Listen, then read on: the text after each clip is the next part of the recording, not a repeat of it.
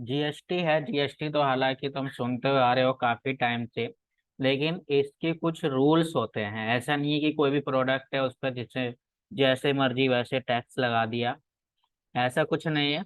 GST के कुछ rules हैं, कुछ रेगुलेशंस है। इसके बारे में हमें थोड़ी सी कुछ बेसिक चीजें जानना भी जरूरी है। तो जीएसटी है क्या? सबसे पहले तो इसकी फुल फॉर्म पता होनी चाहिए, गुड्स एंड सर्विस टैक्स। जो कि नाम से ही पता लग जाता है कि ये ऐसा टैक्स है जो गुड्स पर भी लगता है और सर्विस पर भी लगता है। तो बात आती है कि ये जो टैक्सेज है कब आया था, किस तरीके से लॉन्च हुआ था। ये थोड़ी सी हिस्ट्री ऊपर दी हुई है। ये है क्या, किसी भी टैक्स को पहले आइडेंटिफाई करना होता है कि वो डायरेक्ट है या इनडायरेक्ट है। ये मैंने पहले बताया था, डायरेक्ट टैक्सेस कौन से होते हैं और इनडायरेक्ट कौन से होते हैं। तो जीएसटी जो है वो इनडायरेक्ट टैक्स होता है, क्योंकि ये एक दूसरे से हो करके गवर्नमेंट के पास जाता है। और ये लॉन्च कब हुआ था, तो इसको भी याद रखना है, कोई भी पूछ सकता है। 1 जुलाई 2017 के मिड नाइट में president of India of government of India, ये दोनों के बीच में सहमति हुई, तब ये 1 जुलाई 2017 को मिड नाइट में लॉन्च किया गया था। हालांकि ये 30 जून से 1 जुलाई के बीच की रात थी, बट 1 जुलाई से ये प्रॉपर लॉन्च कर दिया गया था। इसके अलावा exclusion under GST, exclusion under GST किस चीजों को जीएसटी से अलग रखा गया है। एग्जाम्पशन बोल सकते हो, एक्सक्लूजन बोल सकते हो। तो ये सारी चीजों पर टैक्स नहीं लगता है जीएसटी, कुछ चीजों पर नहीं लगता है। तो कुछ चीजों पर, किस चीजों पर नहीं लगता है वो भी जानना जरूरी है। जो कि यहाँ पर चार चीजें मेंशन की गई हैं। Basic custom duty on import of goods into India, यानी ऐसे प्रोडक्ट, जब कोई भी प्रोडक्ट इंपोर्ट होते हैं उस टाइम कस्टम ड्यूटी लगाई जाती है, जीएसटी नहीं लगती है। तो उस टाइम इन चीजों पर से जीएसटी को एग्जाम्प्ट कर दिया जाता है। तो सबसे पहली चीज, तो जिन चीजों पर कस्टम ड्यूटी लगता है यानी इंपोर्टेड गुड्स होते हैं उस पर जीएसटी नहीं लगता है इंपोर्ट के टाइम पर। दूसरा, पेट्रोलियम प्रोडक्ट, किसी भी तरह का हो सकता है। पेट्रोल हो सकता है, डीजल हो सकता है, नेचुरल गैस हो सकती है, क्रूड ऑयल हो सकता है, ठीक है, सीएनजी हो सकती है। तो ये सब क्या है, पेट्रोलियम प्रोडक्ट है, इन पर जीएसटी नहीं लगती है। टैक्स नहीं, जीएसटी। टैक्स तो लगता है बट जीएसटी नहीं लगती है। इसी तरीके से दूसरा है alcohol for human consumption. Alcohol पर नहीं लगता है, जो कि ह्यूमन कंजप्शन के अंदर आता है, यानी ह्यूमन के लिए यूज करने के लिए होता है। जिसमें कि कुछ पर टीसीएस लगता है, वो पीछे पढ़ा चुके हैं। बट कुछ चीजें ऐसी जैसे वाइन वगैरह हो गई, कोल्ड ड्रिंक वगैरह हो गई, इन पर जीएसटी नहीं लगती है। Stamp duty and real estate से रिलेटेड कोई इनकम है या कोई भी गुड्स या सर्विस है तो उस पर भी जीएसटी नहीं लगती है। पांचवी चीज, खुली हुई चीजों पर, अगर कोई खुली हुई चीज बेच रहा है तो उस पर जीएसटी नहीं लगा सकता है। ये कुछ चीजें पहले एजुकेशन पर नहीं लगती थी, यानी एजुकेशनल मटेरियल पर नहीं लगती थी। अब एजुकेशनल मटेरियल पर भी जीएसटी लगने लग गई है। बात आती है कि एल्कोहल प्रोडक्ट आ गया और पेट्रोल प्रोडक्ट आ गया, इन पर जीएसटी क्यों नहीं लगती, इन पर टैक्स लगना चाहिए। तो मैं बता दूं कि एल्कोहल और पेट्रोलियम प्रोडक्ट पर जीएसटी नहीं लगती है। क्यों नहीं लगती है? क्योंकि जीएसटी मैक्सिमम कितना परसेंट होता है, 28% होता है। मैक्सिमम 28% जीएसटी है। बट जो इन चीजों पर टैक्स लगता है वो 120% टैक्स लगता है, अल्कोहल और पेट्रोलियम प्रोडक्ट पर। अब कई तरह के टैक्सेस हो सकते हैं, कस्टम ड्यूटी हो सकता है, वैट हो सकता है, सरचार्ज हो सकता है, और एक्साइज ड्यूटी हो सकती है। तो बहुत सारे टैक्सेस उसमें जोड़ दिए जाते हैं। जिस दिन इन चीजों पर जीएसटी लग गई तो ये सारी चीजें सस्ती हो जाएगी, बाकी टैक्सेस हट जाएंगे। ठीक है रिश्तेदार। तो यही रीजन होता है कि जो टैक्स है वो इन चीजों पर लगाया जाता है, जीएसटी नहीं लगाई जाती है, अदर टैक्स लगाए जाते हैं। जीएसटी अगर आ जाती है तो पेट्रोल पर लगानी चाहिए, मेरे हिसाब से तो पेट्रोलियम प्रोडक्ट पर जीएसटी लगनी चाहिए, ताकि बाकी चीजें जो हैं उनका प्राइस चेंज हो, प्राइस रिड्यूस हो। इसीलिए तो अभी तो इन पर नहीं है, बट ये अभी मीटिंग वगैरह चलते रहती है। अभी 52 मीटिंग हुई है उसकी, अभी हुई है 2 दिन पहले। 52वीं मीटिंग हुई है जीएसटी की। उसमें भी अभी ऐसा कुछ नहीं लिया गया है कि इन पर जीएसटी रहेगी, बट हो सकता है कि आने वाले टाइम पर इन पर भी जीएसटी लग जाए। तो ये चीजें ध्यान रखनी है कि किन चीजों पर जीएसटी नहीं लगाई जाती है। नेक्स्ट आते हैं बेनिफिट्स ऑफ जीएसटी। तो इसके बेनिफिट्स क्या हैं? वाइडर टैक्स बेस होता है, elimination of cascading effect, multiple indirect taxes इसमें इंक्लूड होते हैं, अलग अलग टैक्स भरने की जरूरत नहीं है, कई सारे टैक्सेस इसी में इंक्लूड हो जाते हैं। जैसे सर्विस टैक्स भी, वैट भी, एक्साइज भी इसी में इंक्लूड हो जाता है। पहले क्या होता था, नुकसान ये था कि पहले हर तरह की सर्विस के लिए, हर प्रोडक्ट की सर्विस के लिए अलग अलग टैक्स में रजिस्ट्रेशन कराना होता था, और अलग अलग टैक्स की रिटर्न फाइल करनी होते थे। अब ऐसा नहीं है, जब से जीएसटी आया है सिर्फ जीएसटी लगाओ और जीएसटी का ही रिटर्न फाइल करो, टेंशन खत्म। तीसरा बेनिफिट, रैशनलाइज कर सकते हैं टैक्स के स्ट्रक्चर को बड़े आराम से। Harmonisation of centre and state administration, इसमें सेंटर और स्टेट का दोनों का रोल होता है, किसी एक गवर्नमेंट का नहीं होता है। चाहे वो कोई भी प्रोडक्ट कहीं भी सेल हो रहा हो या कोई भी सर्विस प्रोवाइड की जा रही हो, सेंट्रल गवर्नमेंट का भी उसमें 50% पार्ट होता है और स्टेट गवर्नमेंट का भी होता है। अब यहाँ पर कुछ रेट दिए हुए हैं, हालांकि ये पुराने हैं, हर बार चेंज होते रहते हैं। तो कुछ चीजें यहाँ पर मेंशन है जो कि अभी नहीं बदलती हैं, जैसे कि आपका डायमंड वगैरह पे नहीं बदला है, ना ही आपका गोल्ड वगैरह पे बदला है।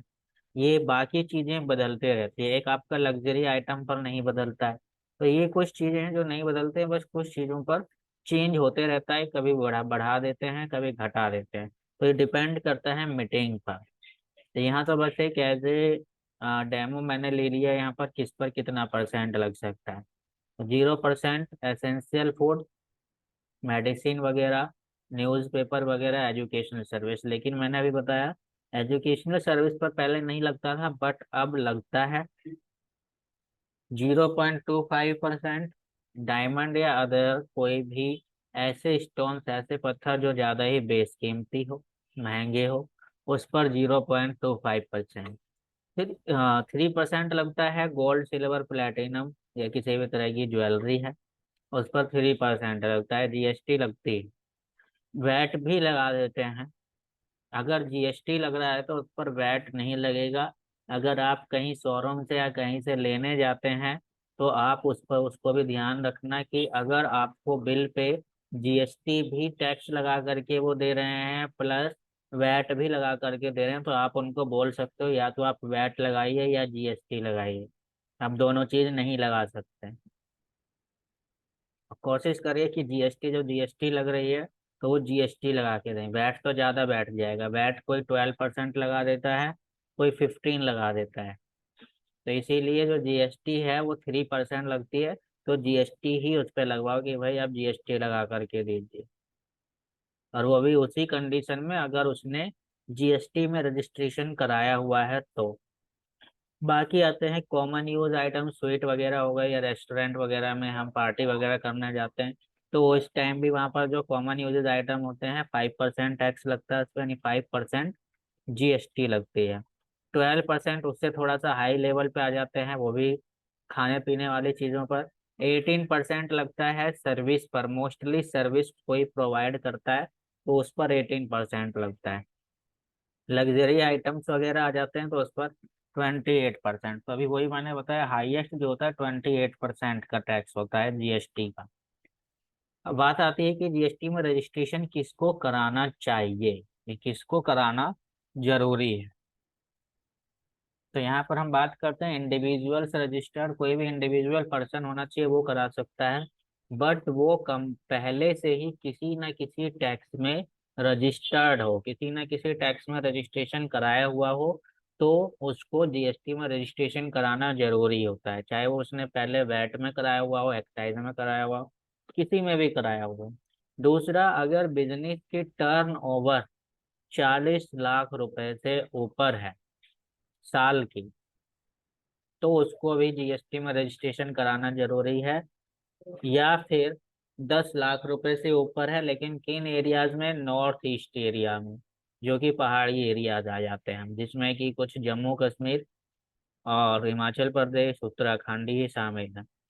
नेक्स्ट आता है कॉजुअल टैक्सेबल पर्सन, या फिर हो सकता है कि नॉन रेजिडेंट टैक्सेबल पर्सन भी हो, यानी कि ऐसा कोई पर्सन जो कि कोई ना कोई टैक्स पे करता ही करता है, उसको भी टैक्स में रजिस्ट्रेशन कराना चाहिए। किस टैक्स में? जीएसटी में। बाहर रह रहा है, इंडिया से बाहर रह रहा है, लेकिन उसकी इनकम इंडिया में हो रही है, तो इंडिया में टैक्स देगा, तो उसको भी जीएसटी में रजिस्ट्रेशन कराना होता है।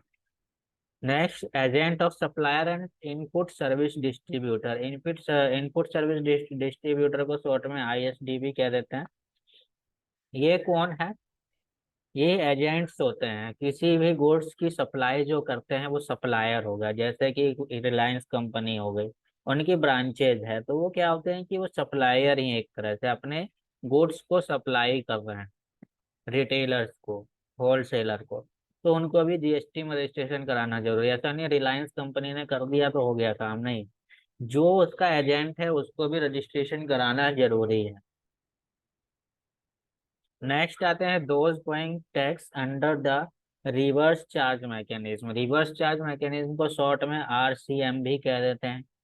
आरसीएम क्या है? आरसीएम वो होता है कि जो जिसको इनकम होती है वो टैक्स नहीं देता, बल्कि जिसके द्वारा इनकम होती है उसका भी टैक्स भरना पड़ता है, यानी कि दूसरे को इनकम हो रही है तो उसका भी टैक्स मुझे ही भरना पड़ेगा, मेरे जेब से जा रहे हैं। ये किस कंडीशन में होता है मैं बता देता हूँ अभी, कि मैं यहाँ पर रजिस्टर्ड डीलर हूँ, मैंने जीएसटी में रजिस्ट्रेशन कराया हुआ है, बट मैं जिससे परचेज कर रहा हूँ उसने रजिस्टर्ड नहीं कराया हुआ है, तो मैं जब बेचूंगा उससे खरीद के तो मैं जीएसटी लगाऊंगा, तो इसीलिए उससे जो खरीदा गया है तो उसका जीएसटी भी मैं ही भरता हूँ, यानी उल्टा होता है। रिवर्स मतलब उल्टा, ध्यान रखना है कि हमें उसका जीएसटी पे नहीं करना है, हमारे अंडर नहीं आता है, लेकिन फिर भी हमें करना पड़ता है, वो होता है रिवर्स चार्ज मैकेनिज्म, तो उसको तो जीएसटी में रजिस्ट्रेशन कराना जरूरी है ही। ऐसे लोग जो सप्लाई करते हैं ई कॉमर्स के अंडर, जैसे कि हो गया आपका अमेजोन, फ्लिपकार्ट, ठीक, ये सब, एवरी ई कॉमर्स एग्रीगेटर, ये ऊपर वाला ही आ गया, हर किसी को करना जरूरी है registration. Person supplying only information, online information and database, ये दोनों चीज हो सकता है कि किसी का काम ही यही है कि वो एक कंट्री में रह के दूसरे कंट्री में सिर्फ डेटाबेस या फिर इंफॉर्मेशन सप्लाई कर रहा हो, इंफॉर्मेशन ही भेजना उसका काम है, ले उनको भी जीएसटी में रजिस्ट्रेशन कराना जरूरी है। सिर्फ इंफॉर्मेशन शेयर करने से ही काफी इनकम होती है, ये लोग खरीद लिया करते हैं, ठीक है, तो इनको जीएसटी में रजिस्ट्रेशन कराना जरूरी है। अब उसके लिए डॉक्यूमेंट क्या क्या होने चाहिए, तो वो भी यहाँ पर देख सकते हैं, जो अप्लाई कर रहा था पैन कार्ड, आधार कार्ड, बिजनेस का प्रूफ होना चाहिए, कोई उसका रजिस्ट्रेशन हो, उसका registration certificate, identity and address proof of promoters, जो प्रोमोटर्स है उसके, या फिर जो डायरेक्टर है उसका आइडेंटिटी एंड एड्रेस प्रूफ होना चाहिए, और उस पर फोटो होनी चाहिए, जैसे कि पैन कार्ड हो गया या आधार कार्ड, सेम वही चीज। Address proof of the place of business, जिस जगह बिजनेस कर रहे हैं उसका भी बिजनेस प्लेस का भी एड्रेस प्रूफ होना चाहिए। Bank account detail, digital signature और लेटर ऑफ ऑथराइजेशन, इन चीजों की जरूरत पड़ती है जीएसटी के रजिस्ट्रेशन में। तो ये जो है ये कुछ और डिटेल है, इसको पढ़ लेना, फॉर्मेशन दिया हुआ है कि किस तरीके से जीएसटी में क्या क्या सुधार हुए, कब से आना ये इसको काम करना शुरू कर दिया था, किस गवर्नमेंट में क्या सुधार करके क्या हुआ, तो इसमें बहुत सारी मॉडिफिकेशंस हुई हैं। अभी तक के जितने भी टैक्स हुए हैं उनमें से जीएसटी ही एक ऐसा है जिसमें अभी तक सुधार हो ही रहे हैं, कुछ ना कुछ मॉडिफिकेशंस हो ही रहे हैं, अभी तक भी कंप्लीट नहीं। मैं देखता हूँ मीटिंग होती रहती है तो कभी कुछ चेंजेस होती हैं, कभी कुछ चेंजेस होती हैं। तो अभी तक टोटल 52 मीटिंग हो चुकी हैं, ये भी ध्यान रखना है। अभी मैंने बताया 2 दिन हुए, ज्यादा दिन नहीं हुए। लॉन्च कब हुआ है ये सब आप पढ़ चुके हो ऊपर। इसमें एक HSN कोड होता है। HSN कोड हर एक कैटेगरी, प्रोडक्ट की कैटेगरी का HSN कोड होता है, जिसकी फुल फॉर्म होती है हार्मोनाइज्ड सिस्टम नोमेनक्लेचर। वो आप नेट पे भी देख सकते हो, बाकी मैंने बता दिया है। हार्मोनाइज्ड सिस्टम नोमेनक्लेचर होता है। इसमें क्या है, ये 4 से 8 डिजिट तक का होता है हर एक, जैसे यूनिक कोड बोल सकते हैं। इसी तरीके से HSN कोड होता है हर एक प्रोडक्ट का। और ये HSN कोड जो है वो हर किसी पे मेंशन करना जरूरी नहीं होता है। किस किस पे मेंशन करना जरूरी होता है, तो वो यहाँ पर दिया हुआ है। CGST रूल्स क्या कहते हैं, यानी GST रूल्स ही अभी समझो कि अगर किसी कंपनी की टर्नओवर 15 मिलियन रुपीज तक है तो उसको किसी भी तरह के HSN कोड मेंशन करने की जरूरत नहीं होती है बिल पर, इनवॉइस पर। लेकिन अगर किसी कंपनी की टर्नओवर 15 मिलियन से ज्यादा है लेकिन 50 मिलियन तक कम है, तो उनको मेंशन करने की जरूरत होती है, लेकिन सिर्फ और सिर्फ HSN कोड की 2 डिजिट फर्स्ट की, वो मेंशन करना जरूरी है।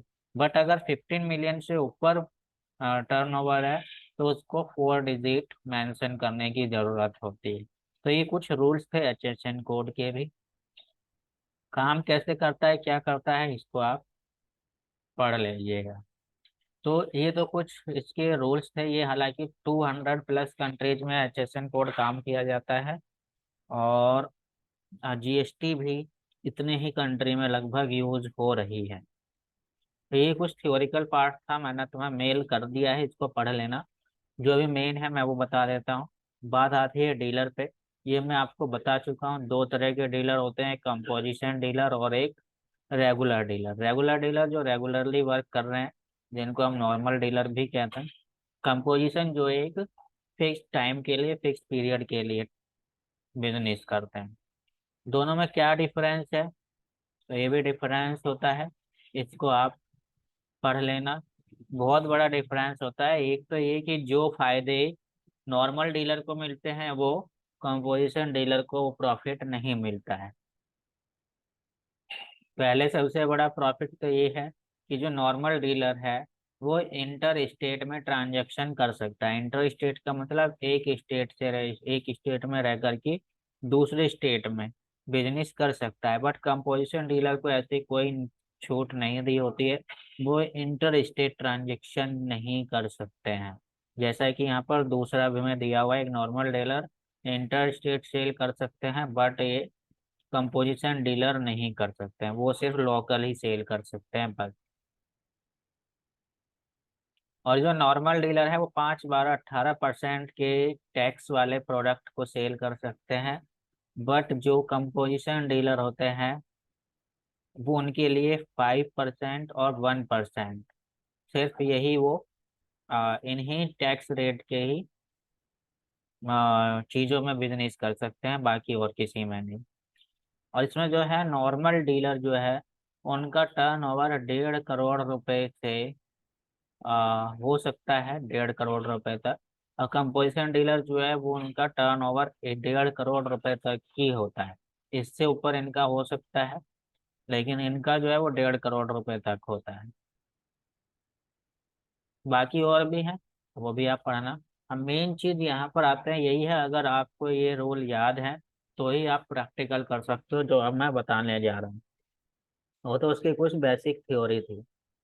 अब आते हैं रूल्स पर। ये क्या है, व्हाट इज GST है क्या, तो इनडायरेक्ट टैक्स होता है और सेम टैक्स ही एप्लीकेबल होता है पूरे इंडिया में। Jammu Kashmir and sea areas इसलिए इंक्लूड है क्योंकि जो बाकी टैक्सेस हुआ करते थे वो जम्मू कश्मीर और सी एरियाज पर नहीं लगते थे। इसीलिए इसमें इसको अभी स्पेशली लाइन देनी है कि ये जो टैक्स है वो जम्मू कश्मीर और सी एरियाज पर भी एप्लीकेबल होते हैं। बात आती है टाइप्स ऑफ जीएसटी की, तो चार टाइप के जीएसटी होते हैं, फोर टाइप की। हालांकि जो मेन है वो दो ही होते हैं, तीन होते हैं, सीजीएसटी, एसजीएसटी और आईजीएसटी। बाकी कंट्रीज में तीन चलते हैं, एक हमारी कंट्री में है जो चार है। रीजन ये कि हमारी कंट्री में यूनियन टेरिटरी स्टेट भी हैं, बाकी कंट्रीज में नहीं है। यूनियन टेरिटरी स्टेट यानी कि केंद्र शासित प्रदेश, आप जानते हो। तो इनकी फुल फॉर्म भी दी गई है, कौन कौन सी, सीजीएसटी यानी central goods and service tax, इसी तरीके से SGST state goods and service tax, IGST integrated goods and service tax, UTGST union territory goods and service tax. अब यहाँ पर क्या है, जो सीजीएसटी से टैक्स का जितना पैसा अमाउंट कलेक्ट होता है वो सेंट्रल गवर्नमेंट के पास डिपॉजिट होता है, और स्टेट गवर्नमेंट टैक्स से जितना भी पैसा कलेक्ट होता है एसजीएसटी से, वो स्टेट गवर्नमेंट को डिपॉजिट होता है। आईजीएसटी से जो भी पैसा कलेक्ट होता है वो दोनों में हाफ हाफ डिपॉजिट होता है, हाफ सेंट्रल गवर्नमेंट के पास, हाफ स्टेट गवर्नमेंट के पास। यूनियन टेरिटरी में जो भी टैक्स कलेक्ट होता है वो यूनियन टेरिटरी की गवर्नमेंट को डिपॉजिट होता है। अब यूनियन टेरिटरी स्टेट भी यहाँ पर दिए हुए हैं, पहले 7 थे, 2 बढ़ चुके हैं जिससे कि 9 हो गए हैं। जम्मू कश्मीर और लद्दाख ये 2 बढ़ चुके हैं। ठीक है, तो ये यूनियन टेरिटरी स्टेट है।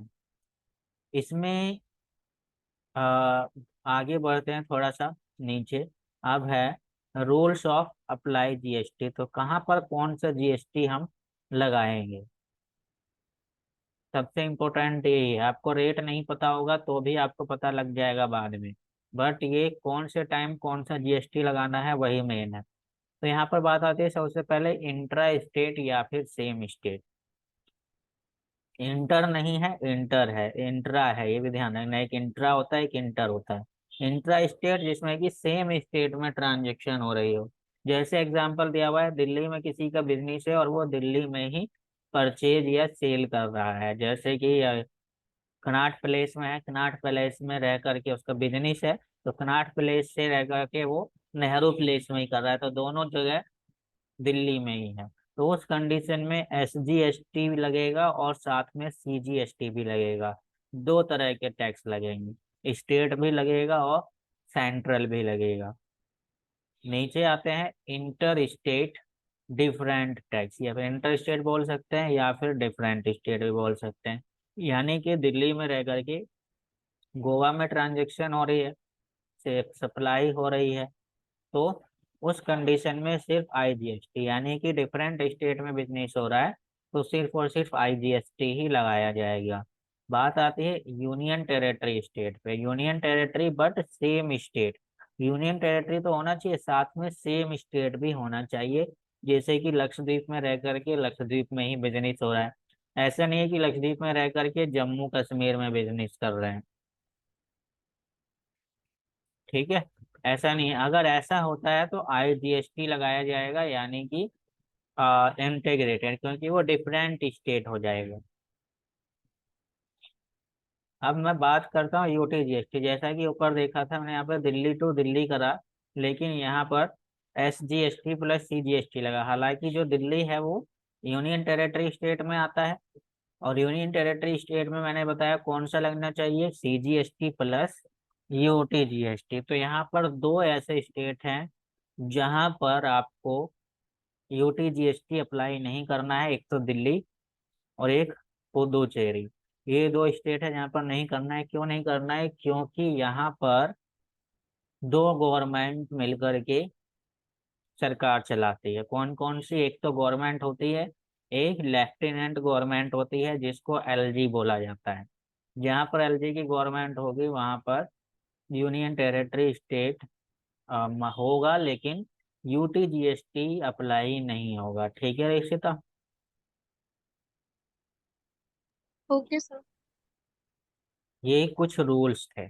अब आते हैं जीएसटी नंबर। अब जीएसटी में किसी ने रजिस्ट्रेशन कराया हुआ है, जिसने भी कराएगा, जो भी कराएगा, उसको एक टीन नंबर मिलता है, यानी टैक्स आइडेंटिफिकेशन नंबर, जिसको बोला जाता है जीएसटी नंबर।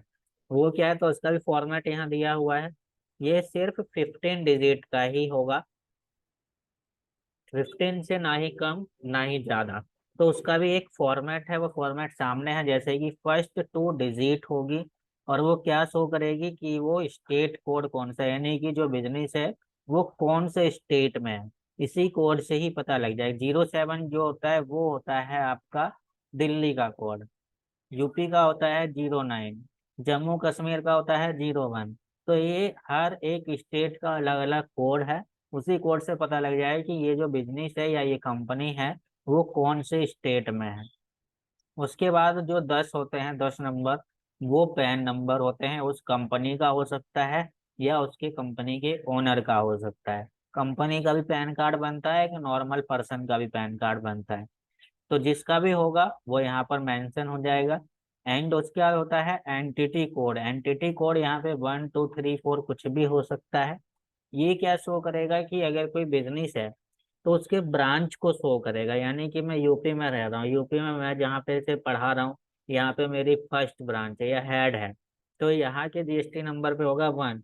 यही चीज मैं गाजियाबाद में कर रहा हूँ, गाजियाबाद भी यूपी में ही है, तो वहां पर स्टेट कोड सेम रहेगा, मेरा पैन नंबर भी सेम रहेगा, लेकिन ये चेंज हो जाएगा, वो दूसरे नंबर की ब्रांच है तो वहां हो जाएगा 2। इसी तरीके से मैं यूपी में ही रह करके नोएडा में भी कर रहा हूँ तो वो हो जाएगा 3।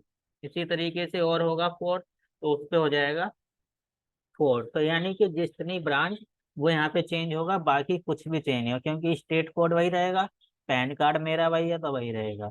सिर्फ एंटिटी कोड चेंज हो जाती है, इसी से पता लग जाता है कि ये उसकी कौन सी ब्रांच है। जेड जो है वो यहाँ पर जेड ही रहेगा, कोई किसी भी तरह का जीएसटी नंबर है, ये बाय डिफॉल्ट गवर्नमेंट के द्वारा ही सेट किया हुआ है कि ये जेड है तो जेड ही रहेगा, चाहे वो किसी का भी जीएसटी नंबर हो। लास्ट में एक डिजिट होती है, वो कुछ भी हो सकती है, उससे एरर चेक किया जाता है। एरर चेकिंग नंबर भी या चेक डिजिट नंबर भी बोला जा सकता है, चेक डिजिट। अब ये जो है यहाँ पर बात आती है कि मैंने अभी बताया कि 15 डिजिट का ही होता है, तो अगर किसी की ब्रांच 10 10 भी आ गई, एक ही कंपनी एक ही स्टेट में, तो अगर यहाँ पे 10 आ जाते हैं तो 16 डिजिट हो जाएगा। तो ऐसा नहीं है, अगर 10वीं ब्रांच किसी की आती है तो 9 के बाद अल्फाबेट शुरू हो जाते हैं, यानी फिर ABCD शुरू हो जाएगी, जो कि यहाँ नीचे मेंशन किया हुआ है कि इसका मतलब क्या है। First 2 digit state code, next 10 digit pan number, 13th digit branch show करेगा, जो कि फर्स्ट 2 9 तो रहेगा लेकिन उसके बाद फिर अल्फाबेट शुरू हो जाते हैं। 14th डिजिट जो है जेड ही रहेगा। 15 जो है वो चेक डिजिट होता है, जो कि एरर को डिटेक्ट करने के काम में आता है। पैन नंबर का फॉर्मेट मैं आपको पहले ही बता चुका हूँ, है ना। Yes sir. तो ये जो है ये इसीलिए समझाया गया ताकि एक जीएसटी नंबर का फॉर्मेट याद रहे और कितने डिजिट का हो सकता है वो भी याद रहे। तो ये जो है जीएसटी की अभी थ्योरी थी, ये समझाना मुझे ज्यादा जरूरी था, क्योंकि अगर मैं इसको डायरेक्ट प्रैक्टिकल करा दूंगा तो आपको समझ में नहीं आएगा कि क्या हो रहा है।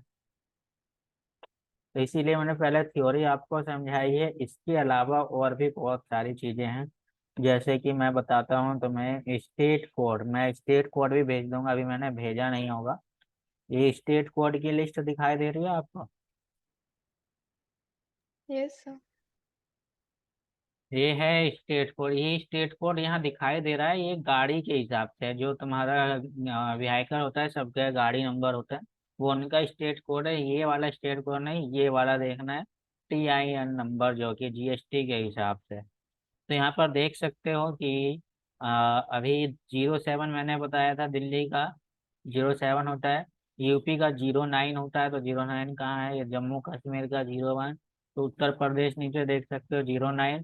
इसी तरीके से जो तुम्हारे आस पास के स्टेट हैं स्पेशली उसको तो याद रखो, जैसे बिहार हो गया, यूपी से लग के बिहार पड़ता है, दिल्ली पड़ता है, राजस्थान आ जाता है इधर। तो ये सारी चीजें जो है आस पास के कम से कम स्टेट जो है बॉर्डर से लगे हुए, उनके कोड तो याद रखो, ठीक है। Okay sir. हाँ, जैसे कि इसमें राजस्थान है तो राजस्थान का क्या होता है 08, 07 दिल्ली का हो गया, 08 राजस्थान का हो गया, 09 यूपी का हो गया। तो इस तरीके से ये याद रखने हैं कि आ, आगे अगर कोई पूछ भी दे तो हमें पता रहे, या देख के ही पता लग जाए अच्छा ये वाले बिजनेस या ये वाली कंपनी इस स्टेट में है। इसे आप नेट पे भी सर्च कर सकते हो, कोई इशू नहीं। ठीक है ना। Okay sir. ओके। चलिए, तो इसको एक बार और पढ़ लेना, और पेरोल की भी प्रैक्टिस कर लेना, और खाली बैठे रहो या खाली रहो तो पीछे की भी प्रैक्टिस करते रहना, स्पेशली टैक्स की। और एक मैन्युफैक्चर कंपनी जो है वो, ये ज्यादा ओके इम्पोर्टेंट। सर। चलिए, तो